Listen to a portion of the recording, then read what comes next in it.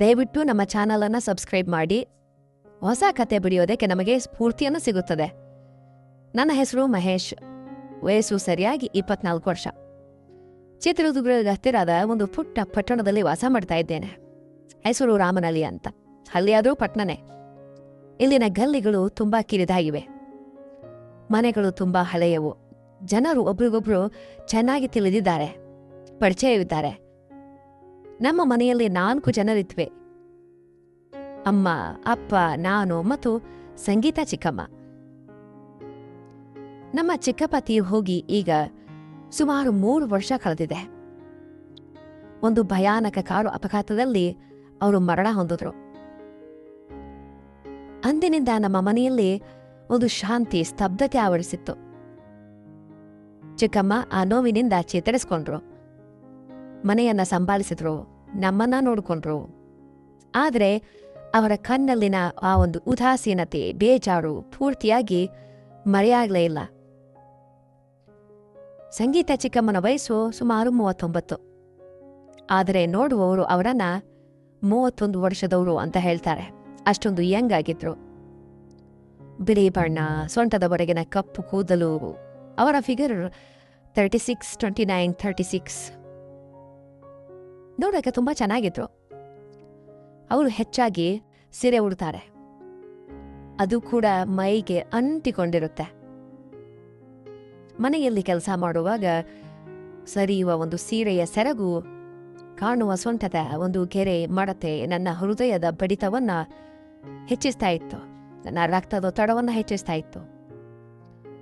ಬಾಲ್ಯದಿಂದಲೂ ನಾನು ಚಿಕ್ಕಮ್ಮನಿಗೆ ತುಂಬಾ ಹತ್ತಿರವಾಗಿದ್ದೆ. ಚಿಕ್ಕಪ್ಪ ಹೋದ ಮೇಲೆ ನಾನೇ ಅವರಿಗೆ ಆಧಾರವಾದೆ. ಹೇಗೆ ಅಂತೀರಾ? ಮಾರುಕಟ್ಟೆಯಿಂದ ಸಾಮಾನು ತರೋದು, ಕರೆಂಟ್ ಬಿಲ್ ಕಟ್ಟೋದು, ವಾಟರ್ ಬಿಲ್ ಕಟ್ಟೋದು, ಬೆಳಗಿನ ಚಹಾ ಮಾಡೋದು ಎಲ್ಲವನ್ನ ನಾನೇ ಮಾಡ್ತಾ ಇದ್ದೆ. ಚಿಕ್ಕಮ್ಮ ನನ್ನನ್ನ ಮಗನಂತೆ ಕಾಣಿಸ್ತಾ ಇದ್ರು. ಆದರೆ ನನ್ನ ಮನಸ್ಸಿನಲ್ಲಿ ಬೇರೆಯದೇ ಭಾವನೆಗಳು ಮೂಡತೊಡಗಿದ್ವು. ನನ್ನ ವಯಸ್ಸು ಅಂತದ್ದು. ಒಮ್ಮೆ ಬೇಸಿಗೆಯ ರಜೆ ಇತ್ತು. ಅಮ್ಮ ಅಪ್ಪ ಊರಿಗೆ ಮದ್ವೆಗೆ ಹೋಗಿದ್ರು.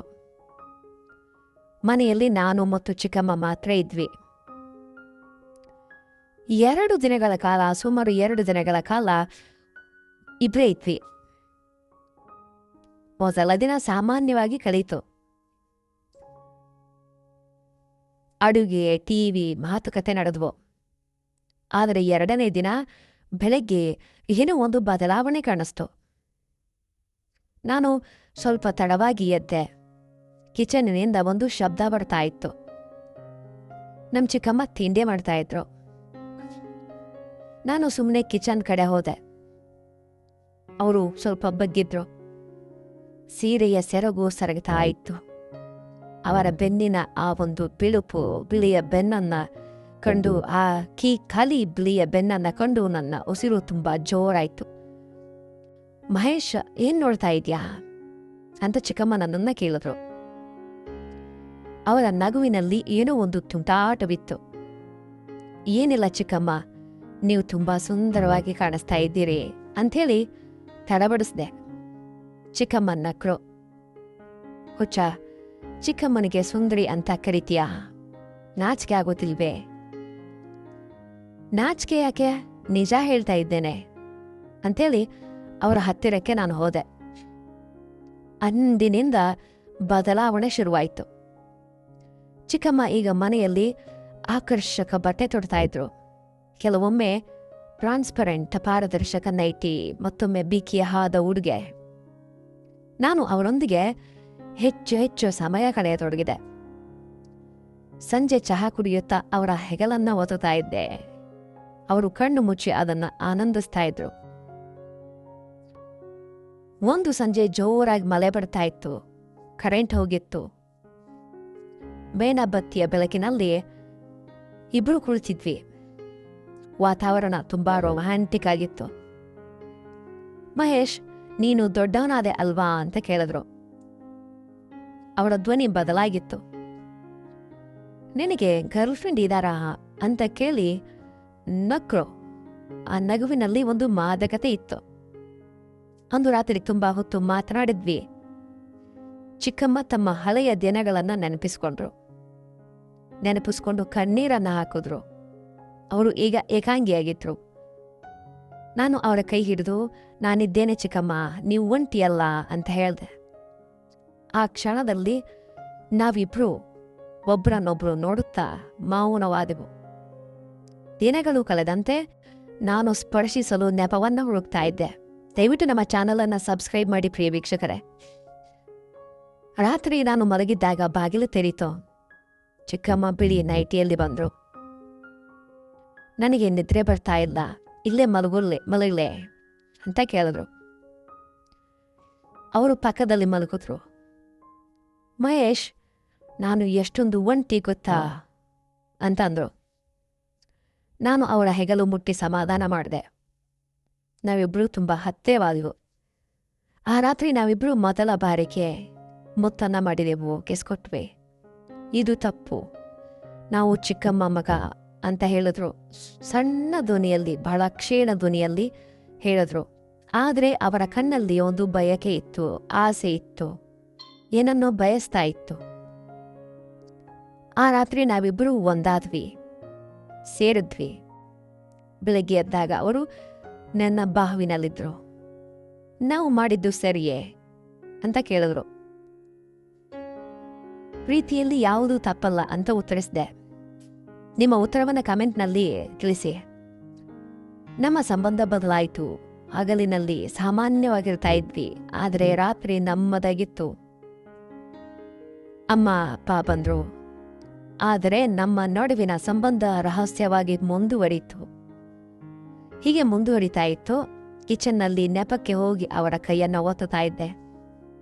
ಒಂದು ರಾತ್ರಿ ಚಿಕ್ಕಮ್ಮ ತುಂಬ ಅಸಹನೆಯಿಂದ ಇದ್ರು, ಬೇಜಾರಲ್ಲಿದ್ರು. ಇದು ಅಪಾಯಕಾರಿ, ಯಾರಿಗಾದ್ರೂ ಗೊತ್ತಾದ್ರೆ ಅಂತ ಹೆದರಿದ್ರು. ನಾನು ಅವರನ್ನ ಸಮಾಧಾನಪಡಿಸಿದೆ. ಕೆಲ ವಾರಗಳ ನಂತರ ನಮ್ಮ ಪ್ರೀತಿ ತುಂಬ ಗಾಢವಾಯಿತು. ಆದರೆ ಮನೆಯಲ್ಲಿ ನಮ್ಮ ಅಮ್ಮಗೆ ಅನುಮಾನ ಶುರುವಾಯಿತು. ಅಮ್ಮ ಒಂದು ದಿನ ಕೇಳಿದ್ರು, ಸಂಗೀತ ಯಾಕೋ ತುಂಬಾ ಖುಷಿಯಾಗಿದ್ದಾಳೆ ಅಂತ. ನಮ್ಮ ಚಿಕ್ಕಮ್ಮ ತುಂಬ ಗಾಬರಿಯಾದ್ರು. ನಂತರ ಒಂದು ಸಂಜೆ ಅಮ್ಮ ನನ್ನನ್ನ ಕರೆದು ಕೇಳಿದ್ರು, ಮಹೇಶ್, ನಿನ್ನ ಮತ್ತು ಸಂಗೀತ ನಡುವೆ ಏನು ನಡೀತಾ ಇದೆ ಅಲ್ವಾ ಅಂತ ಕೇಳಿದ್ರು. ನಾನು ದಂಗಾದೆ. ನನಗೆ ಭಯಾನೇ ಆಗೋಯ್ತು, ಒಂಥರ ಶಾಕ್ ಆಗೋಯ್ತು. ಅಮ್ಮ ಹೇಳಿದ್ರು, ನಾನು ಎಲ್ಲವನ್ನ ಗಮನಿಸ್ತಾ ಇದ್ದೇನೆ. ಸಂಗೀತ ತುಂಬಾ ದುಃಖ ಅನುಭವಿಸ್ತಾ ಇದ್ದಾಳೆ. ಅವಳನ್ನ ಖುಷಿಯಾಗಿಟ್ರೆ ನನಗೆ ಅಭ್ಯಂತರ ಇಲ್ಲ, ಆದ್ರೆ ಯಾರಿಗೂ ತಿಳಿಬಾರ್ದು. ನನಗೆ ಆಶ್ಚರ್ಯ ಆಯಿತು. ಅಮ್ಮ ನಮಗೆ ಬೆಂಬಲವನ್ನ ನೀಡಿದ್ರು. ಒಂದು ದಿನ ನಮ್ಮ ಚಿಕ್ಕಮ್ಮ ಗಾಬರಿಯಿಂದ ಹೇಳಿದ್ರು, ಮಹೇಶ್, ನಾನು ಪ್ರೆಗ್ನೆಂಟ್ ಆಗಿದ್ದೀನಿ, ನಾನು ಗರ್ಭಿಣಿಯಾಗಿದ್ದೀನಿ. ನಮಗೆ ಒಂದೆಡೆ ಖುಷಿಯಾದ್ರೆ ಇನ್ನೊಂದೆಡೆ ಭಯ. ಅಮ್ಮನಿಗೂ ವಿಷಯ ತಿಳಿಯಿತು, ಆದ್ರೆ ನೆರೆಹೊರೆಯವರಿಗೆ ಅನುಮಾನ ಶುರುವಾಯಿತು. ಯಾಕಂದ್ರೆ ಎಲ್ಲರೂ ಪರಿಚಿತರೇ ಆಗಿದ್ರು. ಪಕ್ಕದ ಮನೆಯ ಶರ್ಮಾ ಆಂಟಿ ಕೇಳಿದ ಪ್ರಶ್ನೆಗೆ ಚಿಕ್ಕಮ್ಮ ಅಳುತ್ತಾ ಬಂದ್ರು. ಕೊನೆಗೆ ನಮ್ಮ ಅಪ್ಪನಿಗೆ ವಿಷಯ ಗೊತ್ತಾಯ್ತು. ಮನೆಯಲ್ಲಿ ಜಗಳ ಆಯಿತು. ಇದು ಪಾಪದ ಕೆಲಸ ಅಂಥೇಳಿ ಪಪ್ಪ ಕಿರ್ಚಿದ್ರು, ಕೋಪಗೊಂಡ್ರು, ತುಂಬಾ ಸಿಟ್ಟು ಮಾಡಿಕೊಂಡ್ರು. ನನ್ನ ಮನೆಯಿಂದ ಹೊರ ಹಾಕಿದ್ರು. ಚಿಕ್ಕಮ್ಮ ಅಳುತ್ತಾ, ನಾನು ಈ ಮಗು ಬೇಡ ಅಂತ ಹೇಳ್ತೇನೆ, ನಾನು ಎಲ್ಲಿಗಾದ್ರೂ ಹೋಗುತ್ತೇನೆ ಅಂತ ಅಳ್ತಾ ಹೇಳಿದ್ರು. ಆದರೆ ನಾನು ಅವರನ್ನ ಬಿಡ್ಲಿಲ್ಲ. ಸುಮಾರು 2 ದಿನಗಳ ನಂತರ ಪಪ್ಪ ನನ್ನನ್ನ ಕರೆದ್ರು.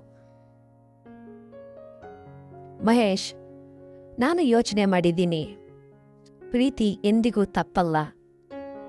ಸಂಗೀತ ಬಹಳ ನೊಂದಿದ್ದಾಳೆ, ಏಕಾಂಗಿಯಾಗಿದ್ದಾಳೆ, ಬಹಳ ದುಃಖವನ್ನು ಹೊಂದಿದ್ದಾಳೆ. ನೀನು ಅವಳನ್ನ ಚೆನ್ನಾಗಿ ನೋಡ್ಕೊಳ್ಳೋದಾದ್ರೆ ನಾನು ಒಪ್ಪುತ್ತೇನೆ ಅಂತ ಹೇಳಿದ್ರು. ನನಗೆ ನಿಜವಾಗ್ಲೂ ಶಾಕ್ ಆಯ್ತು. ಇದು ನಿಜಾನಾ, ಕನಸ ಅಂತ. ಆದರೆ ಸಮಾಜಕ್ಕೆ ಹೆದರಿ ಮರೆಮಾಚಬೇಡಿ, ಮದುವೆಯಾಗಿ ಅಂತ ಹೇಳಿದ್ರು. ನಾನು ಅತ್ತು ಬಿಟ್ಟೆ. ಪಪ್ಪ ನಮ್ಮನ್ನ ಒಪ್ಪುಗೊಂಡಿದ್ರು. ವಯಸ್ಸಿಗೆ ಅಷ್ಟೊಂದೇನು ಅಂತರ ಇರಲಿಲ್ಲ. ನಾವು ಸರಳವಾಗಿ ಕೋರ್ಟ್ ಮದುವೆ ಆದ್ವಿ. 9 ತಿಂಗಳ ನಂತರ ನಮಗೆ ಆರವ್ ಅನ್ನೋ ಒಬ್ಬ ಸುಂದರ ಮಗ ಹುಟ್ಟದ. ಚಿಕ್ಕಮ್ಮ ಈಗ ತಾಯಿಯಾಗಿದ್ದಳು. ನಾನು ತಂದೆ ಮತ್ತು ಅಪ್ಪ ಅಮ್ಮ ಅಜ್ಜಿ ಆಗಿದ್ರು. ನಮ್ಮ ಸಂಸಾರ ಈಗ ಸುಖವಾಗಿದೆ. ನಮ್ಮ ಪ್ರೀತಿ ಗೆದ್ದಿತು. ನಾವು ಮಾಡಿದ್ದು ಸರಿನಾ ತಪ್ಪ ಅನ್ನೋದನ್ನ ನೀವು ಕಮೆಂಟ್ ಬಾಕ್ಸ್ನಲ್ಲಿ ದಯವಿಟ್ಟು ತಿಳಿಸಿ. ನಮ್ಮ ಚಾನಲ್ ಅನ್ನ ಸಬ್ಸ್ಕ್ರೈಬ್ ಮಾಡಿ. ಈ ಕಥೆ ಇಷ್ಟವಾದ್ರೆ ಲೈಕ್ ಮಾಡಿ. ನಮ್ಮ ಚಾನಲ್ ಅನ್ನ ಸಬ್ಸ್ಕ್ರೈಬ್ ಮಾಡಿ. ಇನ್ನೊಂದು ಕಥೆಯೊಂದಿಗೆ ಭೇಟಿಯಾಗೋಣ. ಧನ್ಯವಾದಗಳು.